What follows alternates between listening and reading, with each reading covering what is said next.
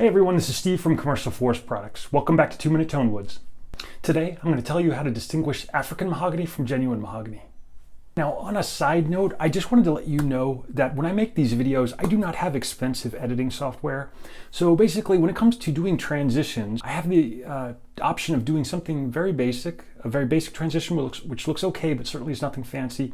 Or I can do very cheesy, horrible looking transitions, which I never use because they look so tacky. But today I'm feeling a little bit out there, so I'm going to go ahead and use those wacky transitions. Ready? Swipe right, honeycomb, swipe across, star wipe, and swipe down. Here's a common scenario.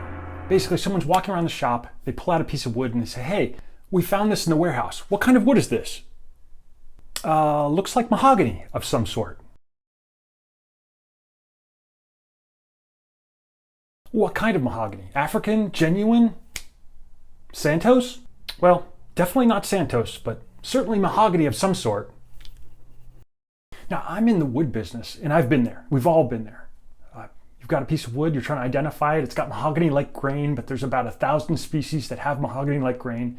Doesn't necessarily mean it is even a mahogany at all. However, for the sake of this video, let's say we know it's either African mahogany or genuine mahogany because that's all you've bought over the last 20 years. But this board was just lying around and nobody knows where it came from. So what is it? Now, in my experience, if you bought really good genuine mahogany or really bad African mahogany, you shouldn't have any difficulty telling one species from the other. The difficulty comes when you buy really good African mahogany or your genuine mahogany is not that good. All of a sudden, there's a little bit of an overlap between some of the characteristics of each species, and it becomes difficult to tell sometimes. So here are a couple tips that will help you figure out what that board is. First, check the color. Now, color's not the best indicator for species comparison, but it is worth noting. Generally speaking, Honduras has a uniform, dark, rich brown color, whereas African exhibits color variation and has a slightly more reddish tinge.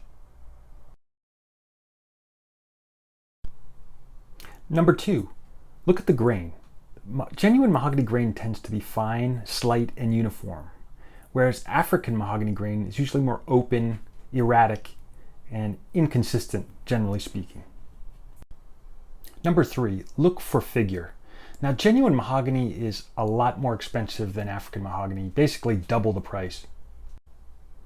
That being said, figured genuine mahogany is insanely expensive. So you are very unlikely to see any figured genuine mahogany unless you paid a mint for it. On the other hand, African mahogany, it's pretty common to see figure in that wood, even if you didn't buy it as figured. So if you're looking at ribbon grain or kind of ribbon luster or undulating roped grain or chatoyant grain, essentially you're looking at African mahogany 99 times out of 100. This kind of ribboning is very pretty, but it's also common in African mahogany. Number 4, machine it. Basically do some cutting. Genuine mahogany cuts like butter. African mahogany is more prone to fuzzing and grain tear out. Number 5, look for thin, dark pencil lines. Now, in all honesty, I have no idea what the hell these things are even called. However, when you see them consistently, you're looking at Khaya. Basically, they are thin, vertical lines in the board with accumulations of either dark mineral or dirt. And they're the telltale sign for Khaya, as far as I'm concerned.